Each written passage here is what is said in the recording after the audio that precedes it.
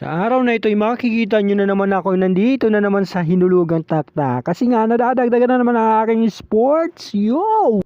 At dito lang natin makikita yan na meron palang malagyan na pwedeng bridge sa bahay. Ano daw? Tingnan nyo naman may bridge yan na lumulutang sa taas nakapwesto ba. Sana naman nakita nyo din, no? Okay kayo. Tambay muna ako dito. Tapos ayan yung spot na sinabi ko sa inyo. May bridge nga talaga doon sa may puno ba. May tree house pa nga doon. Sana hindi lang nahagip ng camera ba. Kaya pakita ko na naman sa inyo yung mga step ng tree house. Oh, parang bridge din yan oh. Okay kayo. Sana kita na nyo. Ayan na oh. Okay. Ang ganda ng puno nara. Ayan naman. Sa part na yan ay nagtitipon-tipon na yung mga magdi-DS mamaya, no? Kani-kanyang ingay na sila sa side na yan. Hindi ko lang nga, no, kung ilan laps ba yung napag-usapan nila, no? May dumaan ng tricycle pa nga.